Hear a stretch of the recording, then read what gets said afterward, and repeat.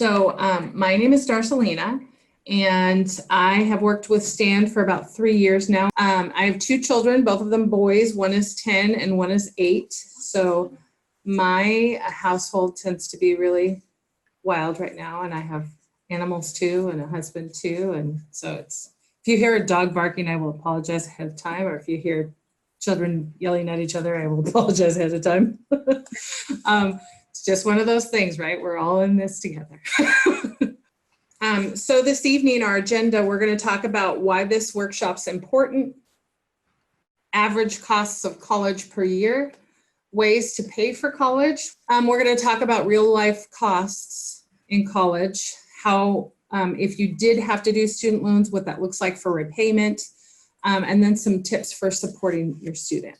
So this topic, first of all, I'm pretty much the poster child for what not to do with your student loans. So I know a lot about financial aid. So that's one of the reasons I was very interested in pursuing this topic. One of the main reasons is our students are going into, when they turn 18, they're the highest demographic that's sought after when it comes to credit cards.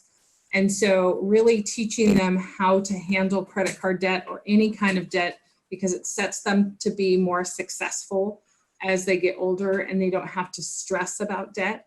And so that's really one of the things that we're trying to communicate. They fail to use credit appropriately sometimes. That will also cause them to quit school. And so if we can get ahead of that before that happens, we can help support them so that they are actually more successful.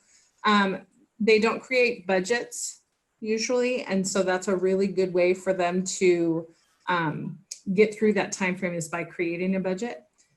Using loan money inappropriately is also a problem, and I, again, poster child for what not to do. And it's really because I had no guidance and I didn't really have any understanding of what I was signing up for and what it all meant. And that's some of the things we're going to talk about tonight. And then they go to an expensive college instead of going to an inexpensive comparable college. And that's a real thing, right?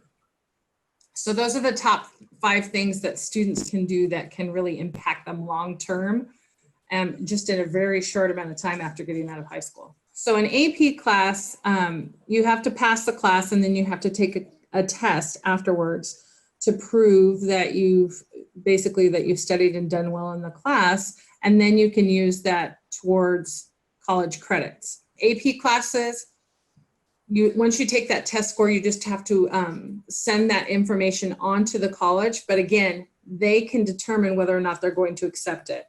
But it does get your student prepared for what college will look like.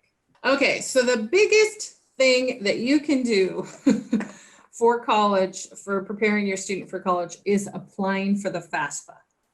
Okay, so that is the free application for federal student aid.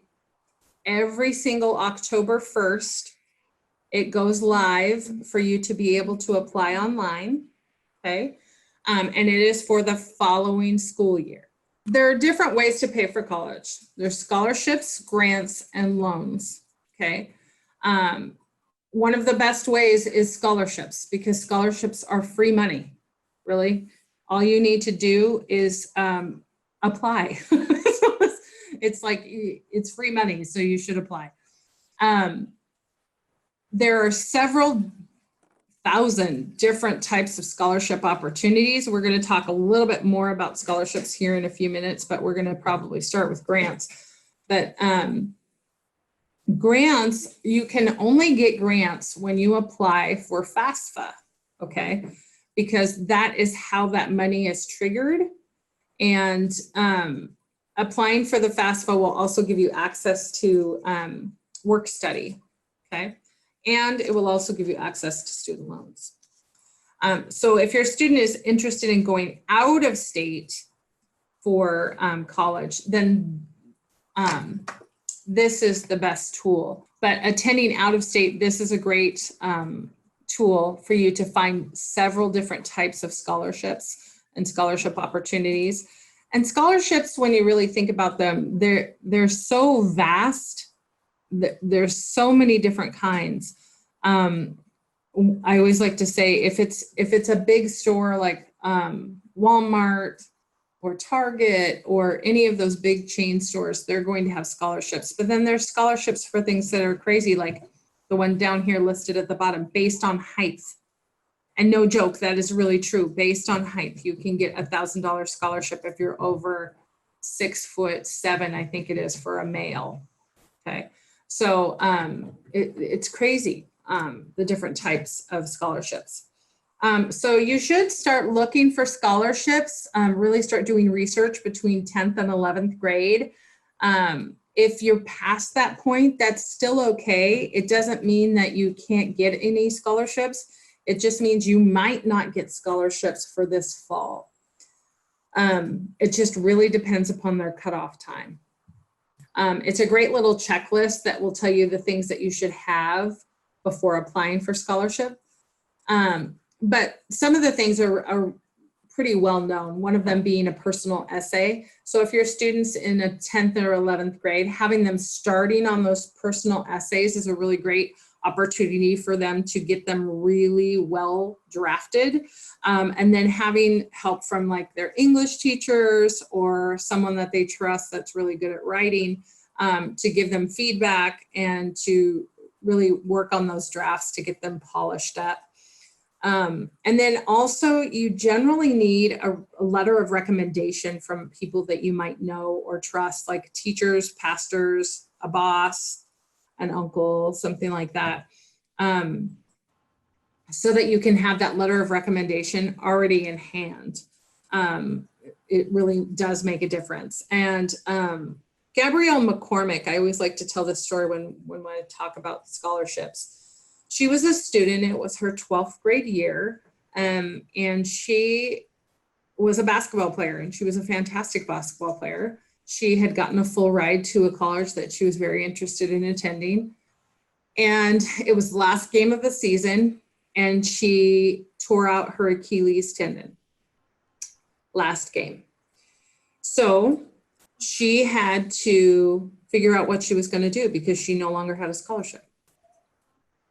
So she decided she was going to get scholarships. Well, about a year and a half ago, she graduated with her doctorate degree fully paid for by scholarships, over $150,000 worth of scholarships. And how she did that is she was super organized about it. So she found scholarships that she qualified for, and then she went through and made sure that she reapplied whenever she needed to, okay?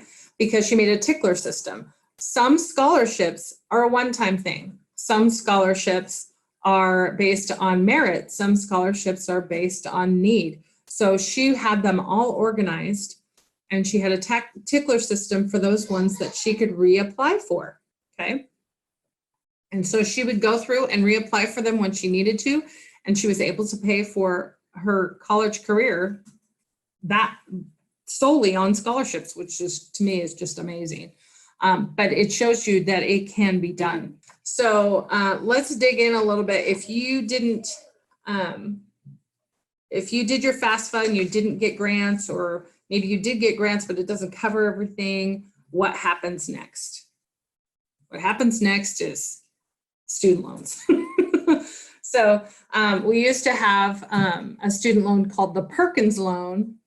That ended in 2017, but students are still paying on that. So that's no longer an option. But if you look at this chart, you'll see the type of loan that it is. Is it need-based? Yes or no? Is it subsidized? Yes or no? Who sponsors it? Who is the borrower? And what is the interest rate? So if we look here first, it's the direct Stafford loan, and it's subsidized. So when you think of a subsidized loan, you could think of subsidized housing. That means someone's paying for something, right? Someone's paying for you. So with a subsidized loan, it means that the interest rate is being paid for by the federal government while your student is in college. Once they stop being in college or they're no longer in deferment, then your student is paying that percentage. okay? And it is need-based. So you notice the difference between this direct Stafford and that's subsidized and the unsubsidized. It's because it's need-based.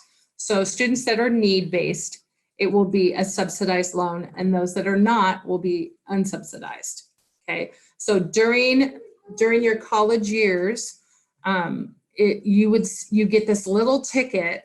I distinctly remember this. You get this little ticket that says, would you like to pay the $1,500 of interest right now, or would you like to add that to your loan? Well, of course, you're in college, right? And you have no extra money. So you're like, okay, I'll just put it at the end of my loan. Well, now you're paying compound interest because you're paying interest on interest. So just keep that in mind, okay? And you'll notice that right now, the interest rate for these loans is 4.53% fixed. Now that changes and fluctuates, okay? But the next one is called the PLUS loan. The PLUS loan is a parent loan, okay? It is, if you'll notice, if you go all the way over here to borrower, it is parent, that is the borrower. But notice the difference between the interest rates. We're going from 4.53 up to 7.08. Okay, that's almost double. So I always suggest to parents, if you're thinking to yourself, I really want to pay for my student's college, so I'm going to get a PLUS loan, I highly suggest you just allow your student to get the student loan and you help them pay for it because you're paying less interest, okay? And you can pay for it while they're in college. It's not a problem. The other type of loan is a state or a private loan. Private loans you will see sometimes from colleges. And the reason I put warning over here is because you really need to be careful and you really, really need to read the fine print when it comes to private loans, okay? Couple reasons. You might be going to a college that's not accredited. And I highly suggest that you go to a college that's accredited. The reason being, if anybody has ever heard of Apollo College or ITT Tech, those colleges were not accredited colleges, okay? So when they go under, you can walk away with nothing. If you're in classes, you can walk away with nothing except for still owing money, right? Because you borrowed it from a bank for that college, okay?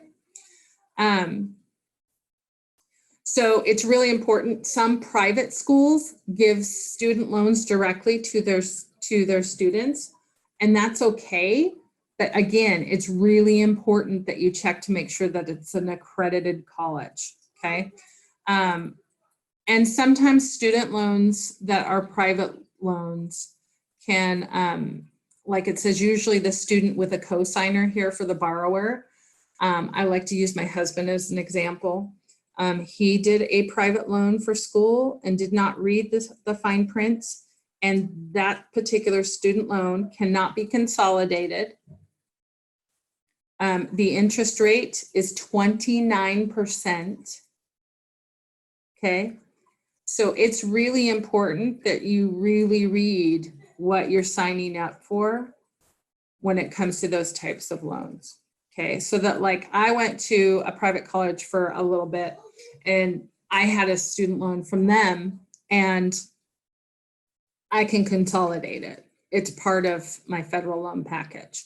So it's really important that you kind of ask those questions if you're going down that road. Usually what I do when I do this workshop in person, because I encourage students to be there, is I go through this slide and I ask them what are basic needs and how much do you think they're going to cost?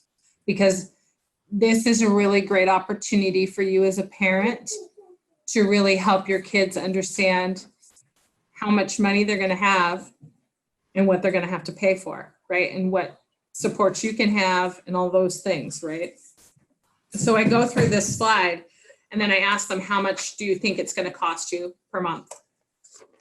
And then this slide tells them on average, based on Spokane area. So of course, if you're in Seattle, you're not going to find an apartment for $900. And I'm sure the dorm fees are higher at U of W. But this is based on the Spokane area. So for example, the difference between a student living in a dorm versus a student living in an apartment, right? So for a dorm, it's $808, but that's only 9 months of the year. But when you think about it, their water, sewer, garbage, and internet are included in those costs, but you're not going to get that for an apartment, right? So having these types of conversations is really important for your student to really understand the cost of things, what this is going to look like, right? So when we go through and do this worksheet, we get to basically how much it's going to cost them to just sustain their basic needs, which includes internet, because as we know now, internet is really a necessity, right? Especially when you're in college, because you're going to have things that you're going to have to email to your teacher, or you might have just an online class. So it becomes a necessity at that point. Because I use this amount when we go to the slide after next.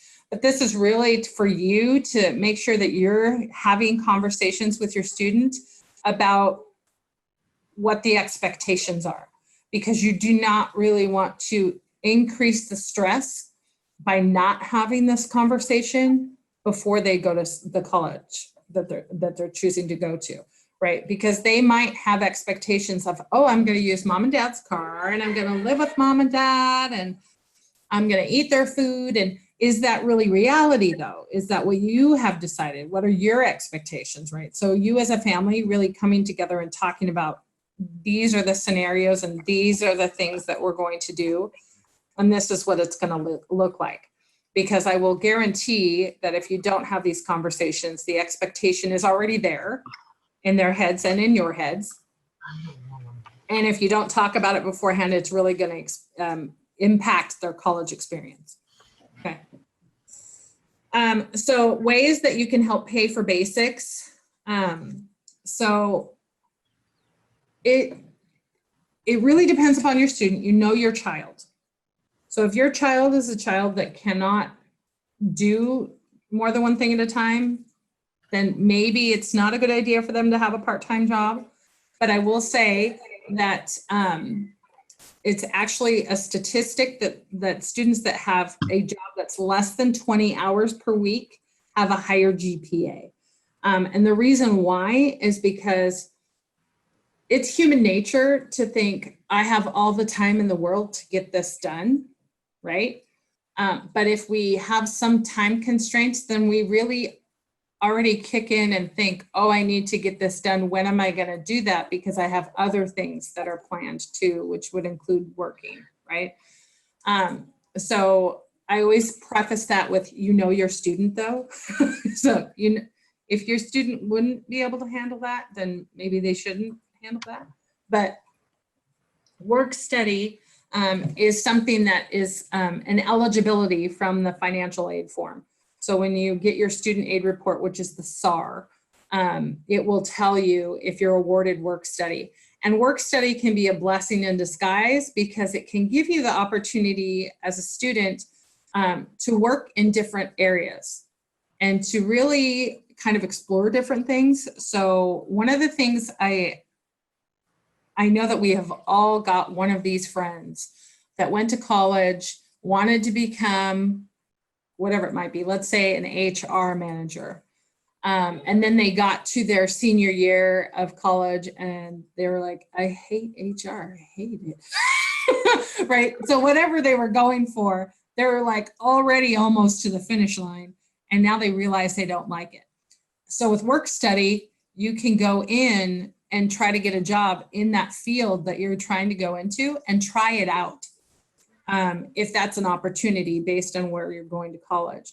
I went to a college where I worked in the health services and I didn't know what I wanted to do.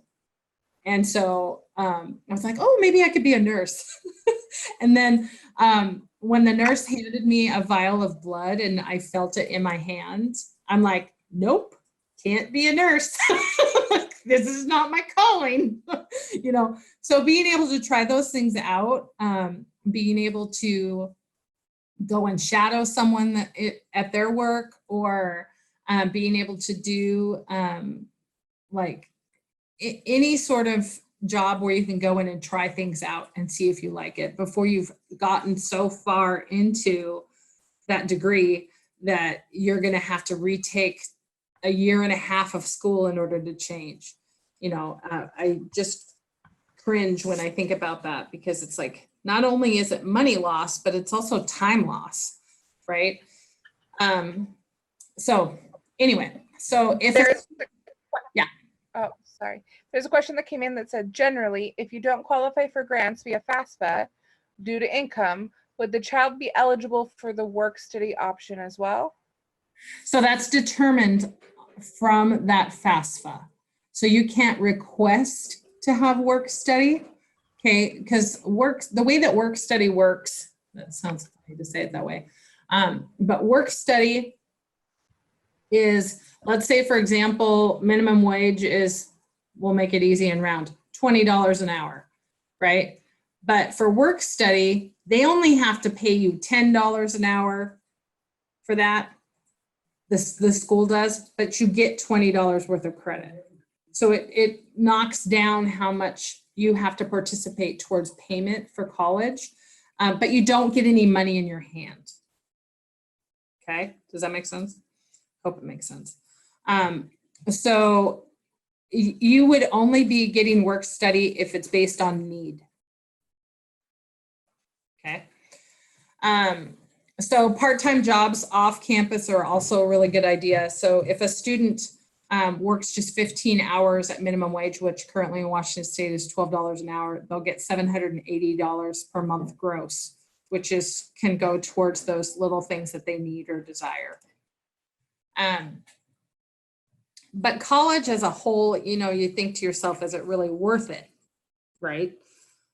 So this chart is to really help you look through the difference between someone that goes to school with less than a high school diploma all the way up to a doctoral degree, okay? So you can see that the percentage rate of unemployment goes down considerably as you go up in what kind of degree, professional degree that you've received. And it also increases exponentially as you go up per week, median usual weekly earnings based on degree, okay? So it does make a difference over time. I mean, just between not having a high school diploma and having a high school diploma, that's $200 a week, approximately.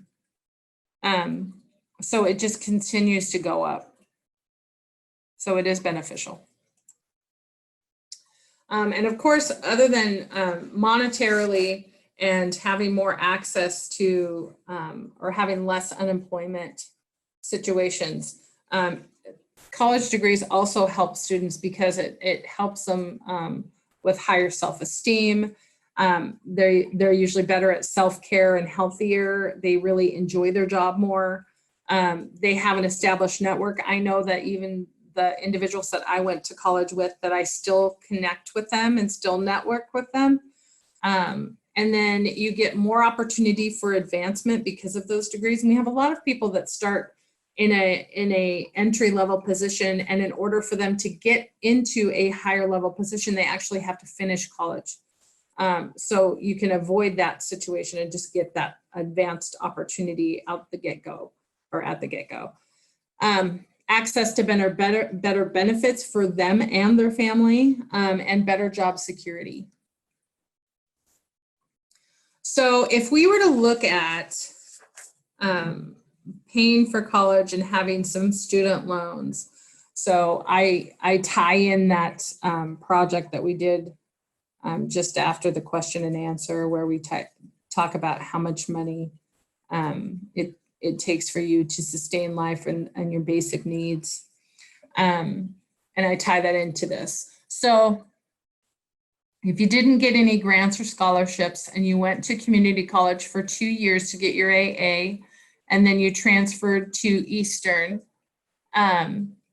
and you worked a part-time job and you lived and ate at the dorm, it would cost you, including your monthly cost for all 4 years, it would cost you $53,000, almost $54,000. And then if you take out the amount that you get for that part-time job over the course of 4 years, the amount of the student loan that you need is $26,000, almost $27,000. Okay.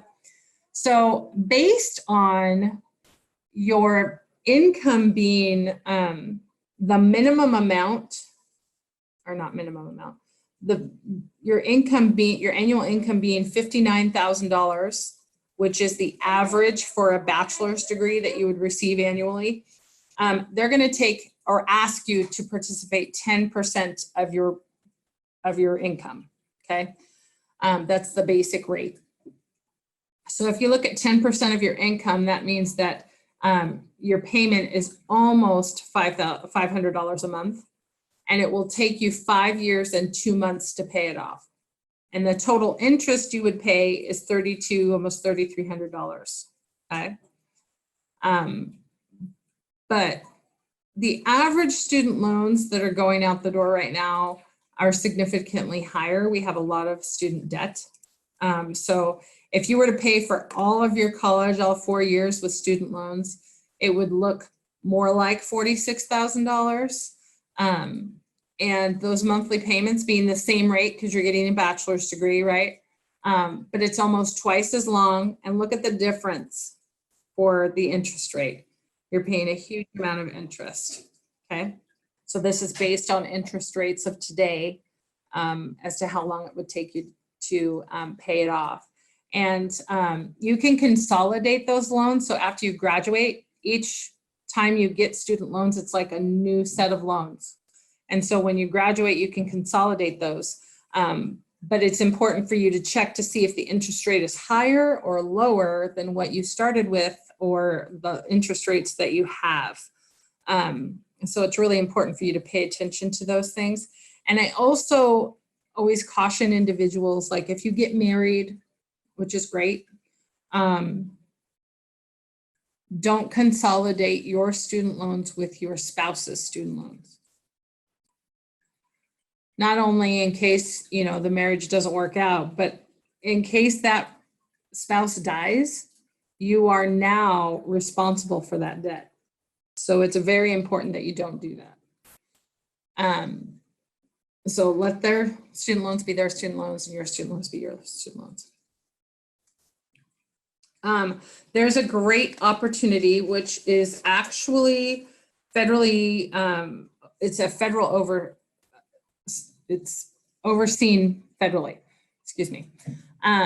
So at any point in time, it can change for loan forgiveness.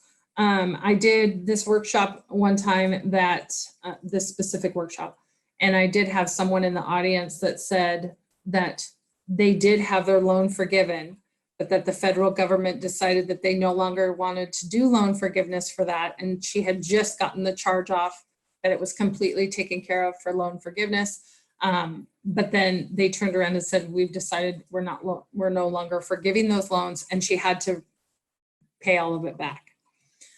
So just know that even if there's loan forgiveness, it can come back. I have another question that came across. It says, sure. Do you have to assess and reapply for a student loan each school year? And when you do, can you request exactly how much you want to ask for in the loan? Okay, so 2 things. Every time you do your federal aid, your FAFSA, that's a new year, okay? So it's like a new account. So that year, you're gonna look and see, okay, how much did you make last year? How much did your parents make last year? This is how much we're gonna give you this year, and this is how many loans you can get, okay? But you do not need to take the full amount of loans, okay? I was one that thought, oh, it will help me pay for this and that, and all the things. Well, yeah, and then you pay back. You pay it back. So it's really helping your students know, just take what you need that's going to pay for school. Don't take anything extra. So to answer your question, every year is a new year. So it's a new set of loans. And yes, you can take it just for the amount that you need. So when it comes to loan forgiveness, there are some specific, well, first of all, there's nonprofits. If you've worked for a nonprofit for 10 or more years, then you can qualify based on what type of nonprofit it is. And that is a part of, you can go to the loan forgiveness. You can look up loan forgiveness and it'll tell you which nonprofits or which type of nonprofits. But you still have to make at least 10 years of payments. And you can't like skip payments and think that, you know, we've reached the 10 years. It doesn't work that way. You have to make 120 payments towards your loan. And there are different loan forgiveness programs out there when it comes to social services or medical. Like if you decided to become a doctor and then you worked in a low income clinic for a number of years, you could get some loan forgiveness for that. Okay, so there's different types. So don't think you have to pay all of it back. But again, I always tell people, make sure you know that plug can be pulled at any point, right? So just know that in the back of your head. So one of the most important things besides doing the FAFSA is to make a plan, okay? And Big Future College Board, which is also the one that is for scholarships outside of state, that is a great resource for you to help you make a plan for college.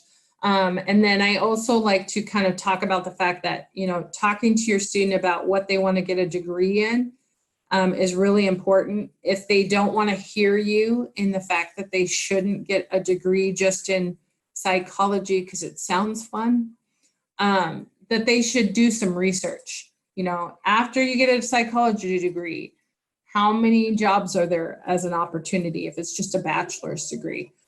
Because you'll find that a lot of students that graduate with some of these degrees end up working in fast food or, you know, different small jobs that they can get because they can't find something in the degree that they have. So having that conversation, does it make sense for you to pay or get loans for like $75,000 and then become a teacher when you're only going to make like $50,000 a year or less? So having those conversations, it's like making a plan of, great, I want to be a teacher. This is how much I should as a maximum take out for student loans, because I don't want to be in arrears based on what I'm going to be making every year, right? So some other things that you can help support your student in, having the conversation with them about, you know, it's stressful to start college because it's so different. And of course, we as adults remember what it was like, and it's really important for us to stop and remember what it was like when we got out of high school and we started college, or we didn't start college and did something else. Whatever that is like, that story is important for you to share and what you experienced.